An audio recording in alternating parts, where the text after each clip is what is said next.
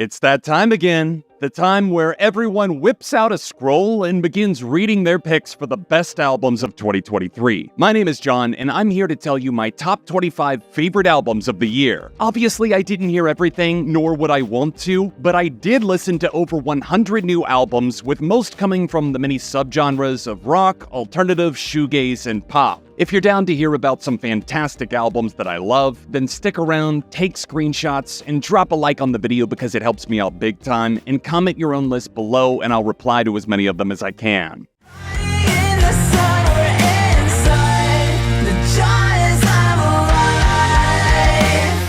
Taking your sweet time is underrated. It's basically a lost art form in the age of social media, but Pierce the Veil played the waiting game and it paid off. The Jaws of Life is heavy, unrelentingly melodic, and yeah, poppy in certain corners, but they're also aggressive with the vulnerability on display, and I really think the risk was worth the reward. As Death of an Executioner sets the record in motion, outside producer Paul Meany helps widen the scope of Jaws of Life as they fuse grunge-hungry guitars with dynamic rhythms and Vic Fuentes' somehow still youthful voice. Doesn't mean I won't show you all night.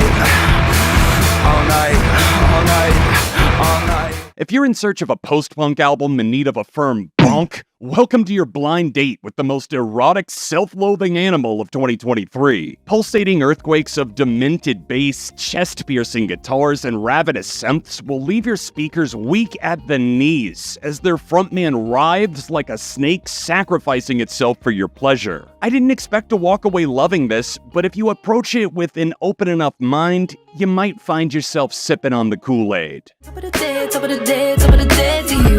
LPs full of the shit I'm gonna say to you. Ooh, see how I flow when I'm in pain. English artist RAYE flies high without the weight of the industry clipping her wings, releasing a dream of a debut album that's never afraid to be brutally honest or confrontational. We're seeing more and more artists trying to make a big old melting pot of genres, and results will vary, but not so much the case with RAYE, who sails through a maze of jazz, pop, dancehall R&B, and hip-hop with the versatility of a sorceress. It's like listening to someone turn their life into a play, except you don't even have to have the visuals. RAYE's right there, painting perfect hooks, vocal runs, and flow changes. My 21st Century Blues is clearly her baby, as full artistic control allowed this vision to fully bloom.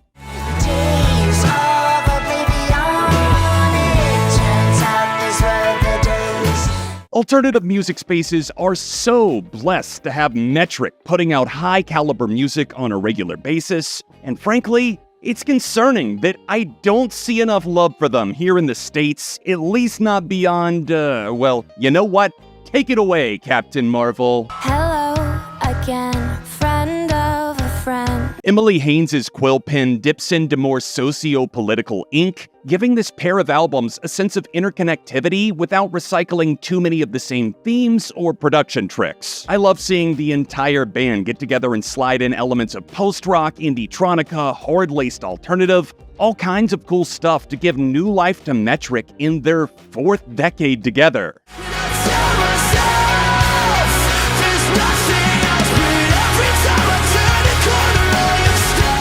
Holding Absence dialed in their most coherent body of work yet, and I'm seriously stoked to see them flourishing with such a big wave of creative juice. Traces of cutthroat post-hardcore remain in the album's more intense moments, but it's the nuanced playing by each band member that connect all 10 songs together with a larger purpose. Their singer is electrifying, emotive, and sincere, which is really important because this ambitious sound could have easily crumbled in the wrong hands.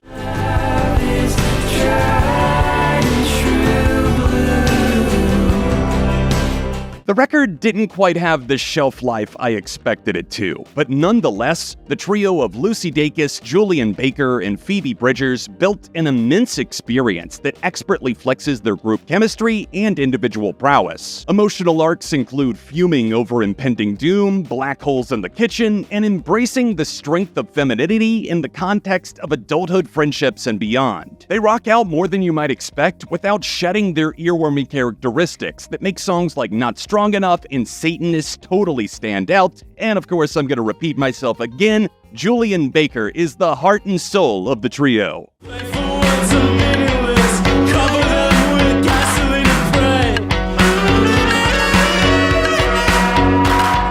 Chicago's post-punk movement was never going to be able to contain or define deeper. I mean, it's kind of right there in the band name, isn't it? They're going to go deeper, they're going to keep experimenting album by album, and Careful floats their boldest ideas to the surface yet. Fear and loathing of unavoidable nightmares is a recurring theme, warping headfirst into a cannonball of fever dreams, bolstered by manic guitar gusto, prominent bass-driven tracks, and a yearning to disassociate, amplified by frontman Nick Gold's warped vision of a dystopian reality. First time that our eyes met, then right through the sunset.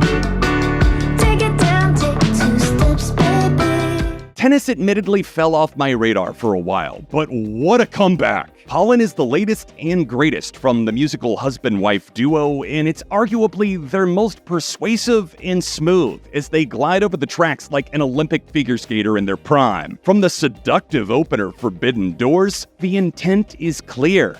Cut loose some of the weight that you've been carrying around and set your mind free and allow yourself to find pleasure. The harmonious bond between the analog and digital elements gives Pollen a kind of timeless indie synth pop sound that isn't afraid to call the guitars out of the bullpen as the pair roll with life's punches and let their guard down.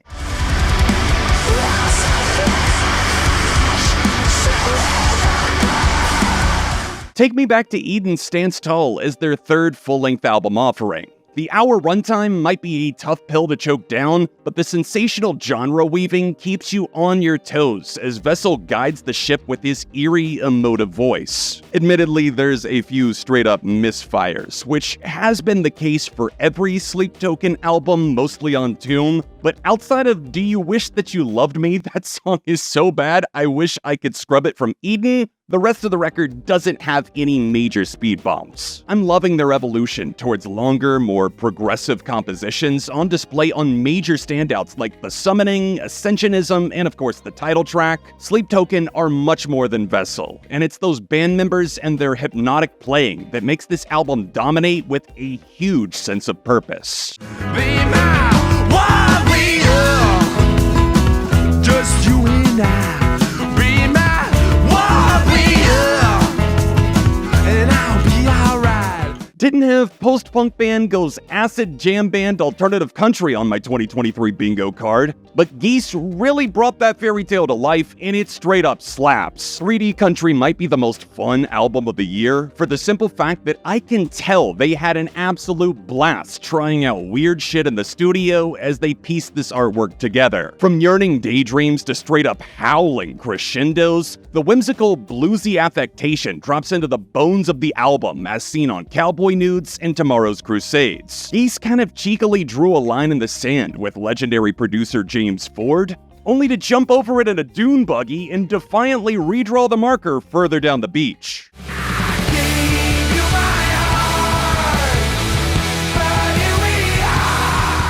The world-shattering death of drum god Taylor Hawkins almost felt like it might be the end of Foo Fighters. Bandleader Dave Grohl lost his best friend and his mother within months, and I know for a fact that would break most of us permanently. Instead, we got an unwavering force of a full-length album, But Here We Are, which is easily their best material since 2011's Wasting Light. The Foos tapped into their basic instincts, and it paid off because there was no time to overthink things. I do kind of wish that they would shake off Greg Kurstin for album production, but at least it didn't get meddled with to the point of madness, which is part of the reason I had a problem with Concrete and Gold. It's definitely wild that we got songs like Under You and The Teacher on the same record, and I do think that's a compliment because they knocked it out of the park, and I have a very strong suspicion that Taylor would be extremely proud of the band and of Dave for nailing the drumming. So last time you saw someone with a ski mask and a gun right on the inside. WALLSOCKET is a mind-bending concept record chronicling the lives of 3 girls at a fictional town. Our protagonists are on the run from the cops, throwing caution to the wind, but also trying to sort out past trauma on the road. This is so far removed from the shit I typically listen to,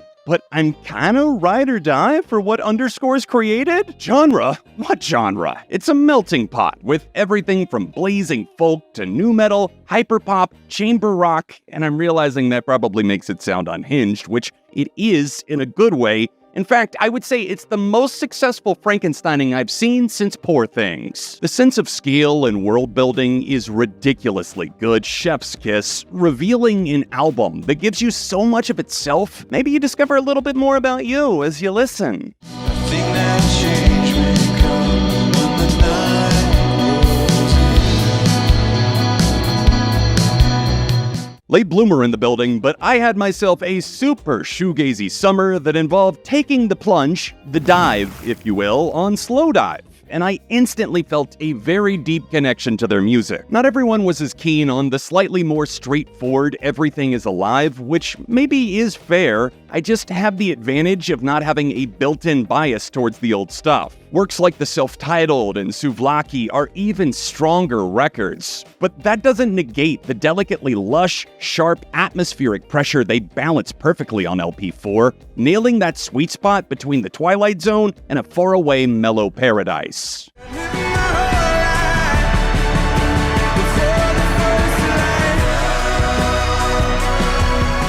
Who doesn't love a good concept album about journeying through the 9 layers of hell? Feel-good hit of the summer every time. In all seriousness, Hozier's third album, Unreal Unearth, stayed in rotation way more than I would have expected since I'm not exactly a diehard, but the intelligent variety in the hour-long LP works together like the second, minute, and hour hands on a clock. We're treated to a range of song structures that include Hozier singing in his native Irish tongue for the first time ever, along with some funked-out delights, visceral singer-songwriter storytelling, and this intoxicating blend of folk and alternative rock instrumentation. Never seen, and you never dreamed you could look upward. This ain't the same shame we were rocking with on Drunk Tank Pink just 2 years before. I love it. Songs of Praise feels like a distant memory now that their eyes seem to be keenly focused on expanding the band beyond the post-punk windmill scene. A more tattered heart is worn on the record's sleeve, broken by the atrocities of life, yet still grasping for this sense of renewal as shown through the lyrics and the deliberate, refined instrumental work. I would be lying to your face if I said songs like Adderall and Orchid don't make me emotional, but it's the kind of sadness I really don't mind being haunted by because this agony has a purpose. And of course, it's far from being doom and gloom the entire time, as evidenced by the first trio of tracks. Ebb and flow is integral to the album, like a runner knowing when to slow down or when to speed up so they can finish the entire race. The lads may have finished in 43 minutes, but I guarantee they'll leave you with a barrage of things you will not forget. Hey, you watching the video, do you like watching my videos? If so, you should tap the like button, subscribe, and maybe even become a channel member by clicking the join button below.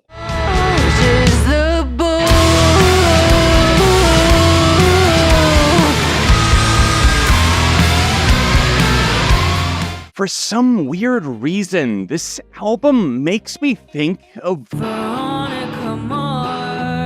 sporting a full Crayola color palette. I'm talking the kind the rich kids in your class got. They effortlessly intertwine scenes from a rotting Southern America with flashes of hard rock, shoegaze, Americana, alt country, and damn near everything you could want out of an alternative band on their 5th album, Rats Saw God. Not everyone can pull off an opening song that's less than 2 minutes transitioning directly into an 8+ minute epic rager called Bull Believer, but they make it sound like this was somehow the plan the whole time. Vocalist-lyricist Carly Artsman has an unnervingly vivid sense of poetry dripping into every vein of the record. The songs are powered by lap steel guitar, swinging acoustics, dynamic vocal layering, and a raw sense of realism that never loosens its grip.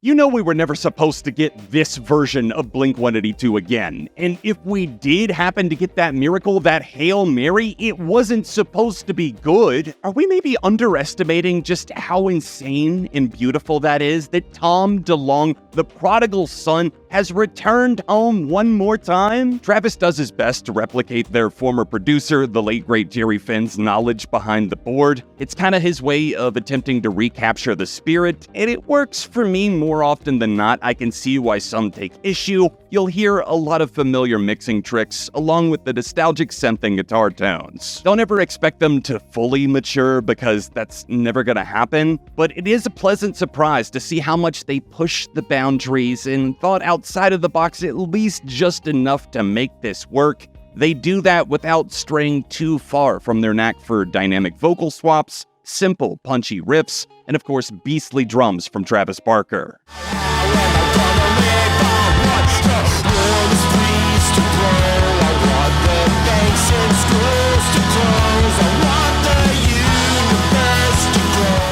Every time I listen to HELLMODE, it shot higher up my list. I swear it started in my honorable mentions months ago, and here we are all the way at, what are we at, number 8? An album by the one and only Jeff Rosenstock. The man's ability to verbalize his fear and frustration in such an intriguing way is like none other. It's like he's barking up each tree to see what shakes down, as these bombastic bridges and huge meltdowns come in waves to coexist with the welcomed moments of calm. Jeff wasted no time by blasting down the castle doors on the rowdy opener Will You Still You. He follows that up with banger after ripper after emotional, thought-provoking statement on life as we know it. So, you know, a pretty average Jeff Rosenstock LP. Ton of bang for your buck type of album, a lot of replays in here, a lot of fun songs, a lot of thoughtful stuff, and a lot of fast, punky playing that I just really sink my teeth into. I promise it's worth a listen at least once all the way through, as you feel the way this man bounces off walls of pure punk poetry. Everything that rises must converge. Everything that rises.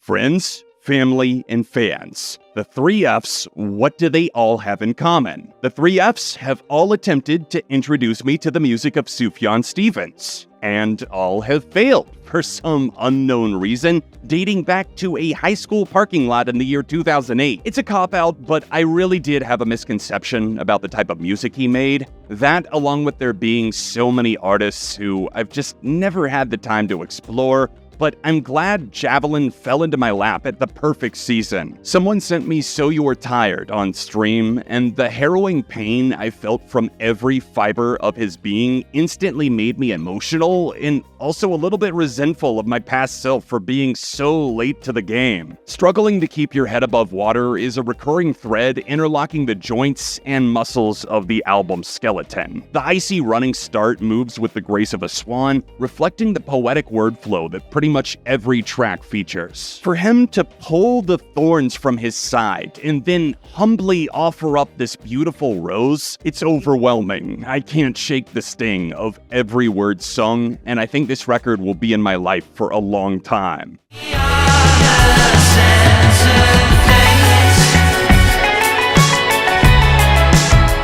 Look, here's the deal. We've got this psychedelic rock band out of England, right? They got loads of attention and praise on their debut album a decade ago, but each record since then seems to reach fewer people, and it's a bummer, mainly because they just keep getting better. With production from Sean Lennon, yes, that one, Temple's Dance in the Sun with supple bass grooves steering the ship, while James Bagshaw's vocal cuts through the track like icing on a cake. Temple's created an oasis of warm bliss, cribbing from the natural world to stay inspired, to stay on track with rejuvenated spirits, which are aided even further by mesmerizing guitar licks and out-of-this-world synth worship. Temple's made me a lifelong fan with Volcano in 2017, and for as much as I love every texture of that record still, Exotico tops it. I said it. No skips, 16 tracks, trouble in paradise, but never too much trouble. Let the tropical sonics drown the sorrow.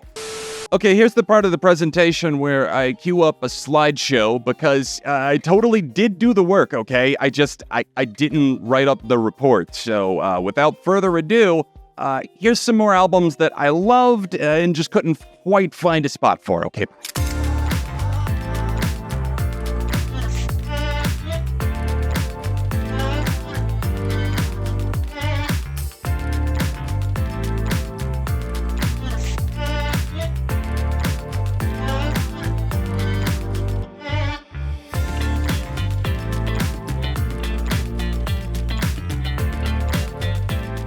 Now that you're properly POD'd at what you inevitably just saw in the honorable mentions that you think should be on the list proper, let's move on to the top 5 albums of the year. I know my age and I act like it. Got what you can't resist. I'm the perfect all-American band. Guts is the singer-songwriter Olivia Rodrigo's sophomore set, and oh buddy, it's not a slump. Her album walks the walk and talks the talk, rocking out way harder than her debut Sour did, and eclipsing its quality in pretty much every way. It seems like everyone's forced to grow up faster than ever online, so I think it's really cool that the kids have someone that they can look up to that's unapologetically celebratory of their teenage years, and the highs and lows that come with that crazy period of life. There's hooks on hooks on hooks, and this girl can sing and play her ass off, focusing this time even more on the likes of alternative rock, indie pop, and the spirit of grunge, without forgetting to include some stone-cold ballads. Even if you think this album couldn't possibly be for you, I still feel like there might be something there for you, because it's simultaneously one of the most fun, sarcastic, impassioned albums to enter the mainstream zeitgeist in quite some time. Say you love me no more. Thought we were equals, broken tables keep scoring. After 6 years of patiently sitting by the ocean hoping for a sign of life, In Times New Roman was finally confirmed as the end of a monumental album trilogy. Like clockwork villains in Times New Roman, you, sir, are a mouthful. That's an Arrested Development joke. I've loved every piece of the pie for vastly different reasons, with Times New Roman now becoming so much more than just a font I was forced to use in early 2000s computer class. Queen's bookend an extremely rough patch personally by scrapping the excess and relying heavily on the grimier, guitar-centric sound that made their fans swoon so many moons ago. Josh Homme is downright vicious lyrically, snarling his way through heavy hitters like Made to Parade, Negative Space, and What People Say. I hear a little bit of lullabies, a dash of rated R, plenty of era vulgaris, and a tiny pinch of what they learned on Villains when you look at the Roman blueprint, leaving something for any fan to latch onto for a myriad of reasons. Smiling in the backseat, living poor and feeling rich. California rockers movements flipped the dynamite switch with their third album appropriately titled Ruckus. I'm so damn proud of this band, man. I've been a fan of theirs since the Outgrown Things EP, what was that, 2017? And to watch them evolve so brilliantly outside of the typical expectations of a scene band, you just don't often see it happen this gracefully. That growth is shown in the small details, like when to lay off the distortion, when to play it more clean, and I really love what the rhythm section locked in here. It's a big statement with a lot of variety. In a world where it's normal to make a playlist over a true album, Ruckus, despite the twists and turns, feels properly connected, from the blistering chant "You're One of Us Now," to the thoughtful, key-centric Tightrope, the frayed nerves of Dance with Death, and the sincere ingenue confession of love, Coeur d'Alene.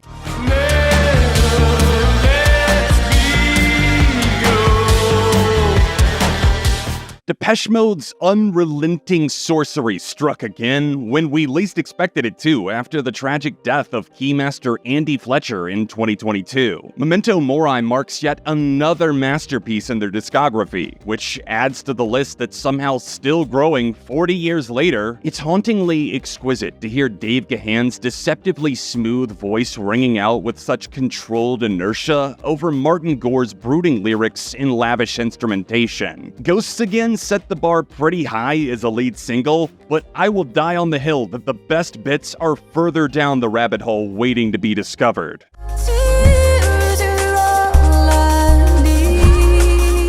My album of the year 2023 is none other than the lush, surrealist masterpiece Desire I Want to Turn Into You by Caroline Polachek. I've loved Caroline's art dating back to her time in Chairlift, but I do think I unintentionally underestimated her sheer creativity and firepower as a solo artist. Peng definitely whetted my appetite, and the singles trickling out for the follow-up like Billions gave me this animalistic craving for more of this gorgeous sonic tapestry.